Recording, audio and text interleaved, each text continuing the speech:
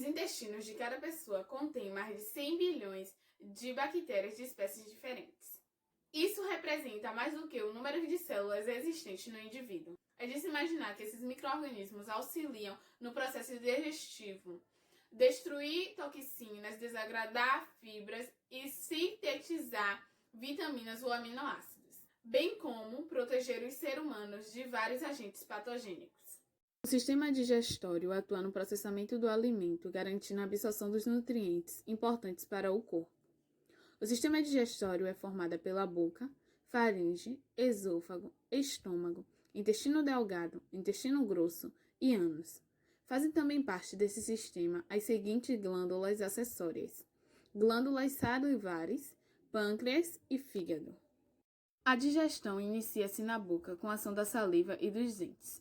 O bolo alimentar segue para a faringe, para o esôfago e atinge o estômago, onde sofre a ação do suco gástrico e transforma em quimo. O quimo chega ao intestino delgado e sofre a ação de secreções produzida pelo próprio intestino delgado, pâncreas e fígado. No intestino delgado ocorre grande absorção de nutrientes. No intestino grosso, há uma formação de fezes que são eliminadas para o meio externo pelo ânus.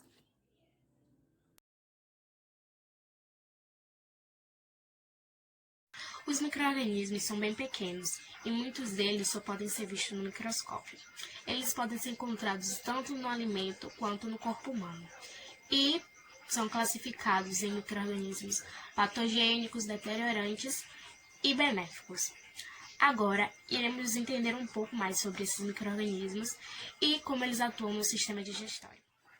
Os micro-organismos deteriorantes são considerados bactérias feias pelo fato de estragarem os alimentos, mudando sua textura, aparência, odor e sabor. Alguns exemplos de micro-organismos deteriorantes são a salmonela, que causa doenças como a salmonelose e septicemia, o Brocotrix temosparracta, que frequentemente estão envolvidos na deterioração da carne, Pseudomonas, Proteus, Enterobacter, bolores e leveduras, mucor, risopus e tanídeo.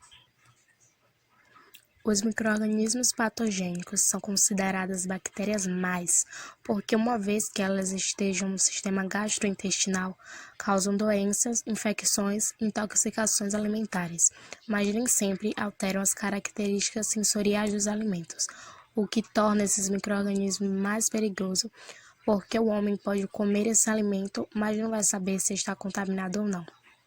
Alguns exemplos são os vírus e ainda algumas bactérias, Campylobacter jejuni, C. coli e C. lari, fungos patogênicos. Os micro-organismos benéficos são considerados bons.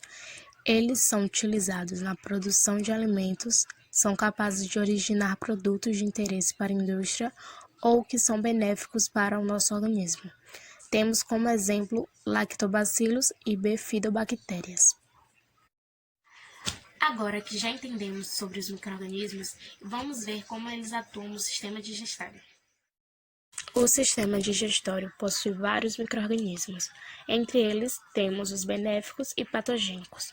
Uma das funções desse sistema é fornecer uma barreira física e imunológica para micro-organismos, corpos estranhos e antigênios consumidos como alimento.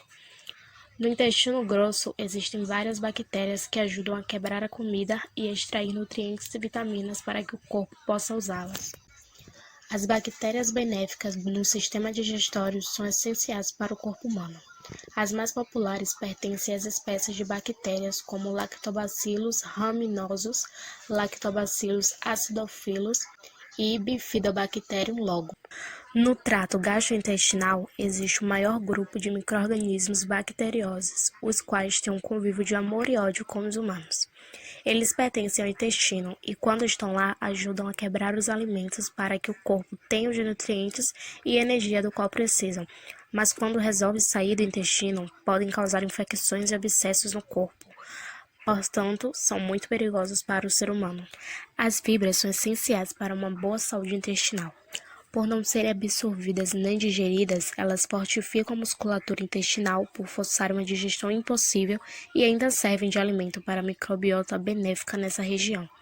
Mas os benefícios não ficam limitados ao intestino. As fibras desaceleram a absorção e digestão dos carboidratos, ajudando a regular os picos de insulina, algo que alivia e sobrecarrega no pâncreas, ajudam a otimizar nosso sistema imunológico, possuem papel importante no nosso metabolismo em geral e até podem diminuir os riscos de problemas cardíacos. O termo microbiota intestinal refere-se à população de micro-organismos como bactérias, vírus e fungos que habitam todo o trato gastrointestinal e têm como funções manter a integridade da mucosa e controlar a proliferação de bactérias patogênicas, isso é, consideradas perigosas. Pela análise de DNA por PCR e sequenciamento e as comparações com bases de dados, pode-se identificar a gênese dos diferentes micro-organismos presentes no tubo digestivo.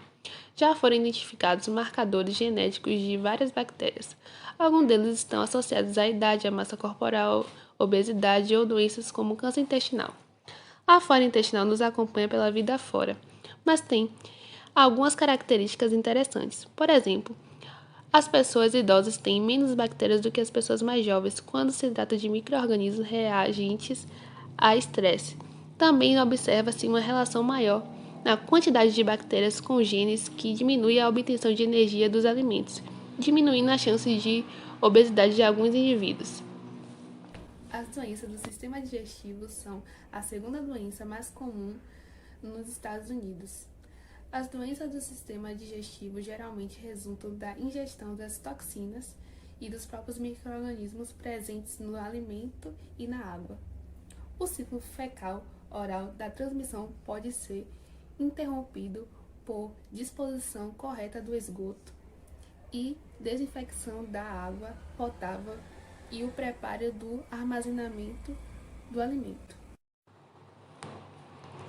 Estrutura e função do sistema digestivo. O trato gastrointestinal. O canal alimentar consiste de boca, faringe, esôfago, estômago, intestino delgado e intestino grosso.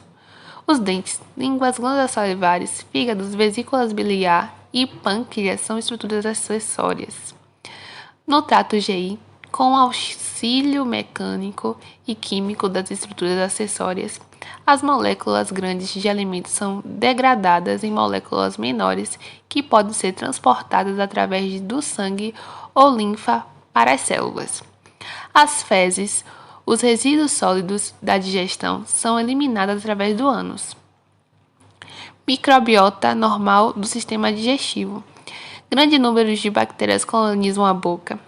O estômago e o intestino delgados têm poucos micro-organismos residentes. O intestino grosso é o habitat dos lactobacilos, bacterióides e estafilococos, e entre outros micro-organismos. As bactérias do intestino grosso ajudam a degradar os alimentos e sintetizar as vitaminas. Até 40% da massa fecal consiste de células microbianas. Bom, eu vou falar sobre as doenças bacterianas da boca e também das doenças bacterianas do sistema digestivo inferior. A Streptococcus mutans, também conhecida como cárie, são encontradas na boca. Ela começa quando o esmalte e a dentina dos dentes sofre erosão e a polpa é exposta à infecção. As cáries são prevenidas restringindo a ingestão de sacarose e pela remoção física da placa. Agora, a doença crônica da gengiva, também conhecida como periodontite, são causadas por Streptococcus, podendo causar destruição óssea e perda dos dentes, e deve-se a uma resposta inflamatória à série de bactérias que crescem na gengiva. Passando para as doenças bacterianas do sistema digestivo inferior. Elas são uma infecção gastrointestinal causada pelo crescimento de um patogênico no intestino. Agora eu vou citar 4 doenças do sistema digestivo inferior. Salmonelose, causada por várias espécies de salmonela. O sintoma inclui náuseas, dor abdominal e diarreia. E o diagnóstico é baseado na identificação das bactérias nas fezes e alimentos. Cólera, causada pela bactéria Vibrio cholerae, que produz uma exotoxina que altera a permeabilidade da membrana da mucosa intestinal. os vômitos e a diarreia resultam perda dos líquidos corporais. Febre tifoide, causada pela Salmonella typhi, que são transmitidas pelo contato com fezes humanas, tendo como sintoma febre e mal-estar. Gastroenterite por bacilos cereus.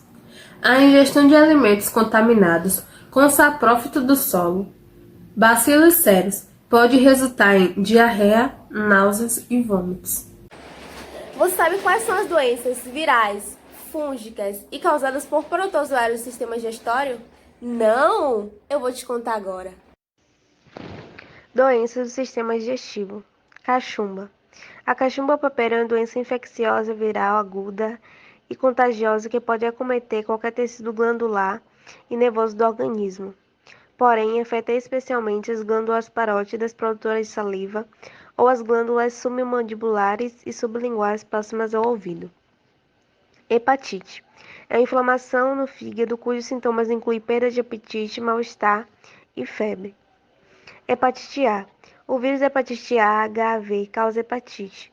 O HAV é ingerido em alimentos ou água contaminados, cresce nas células da mucosa intestinal e dissemina para o fígado, rins e baço através do sangue. O seu período de incubação é de 2 a 6 semanas. O período da doença é de 2 a 21 dias e existe uma vacina disponível para a imunização passiva. Hepatite B. Seu próprio vírus, HBV, que causa hepatite B. Ele é transmitido por transfusões de sangue, seringas contaminadas, saliva, suor, leite materno e sêmen. O seu período médio de incubação é de 3 meses e a recuperação geralmente é completa. Hepatite C. O vírus é transmitido pelo sangue, o período de incubação é de 2 a 22 semanas, a doença geralmente é leve.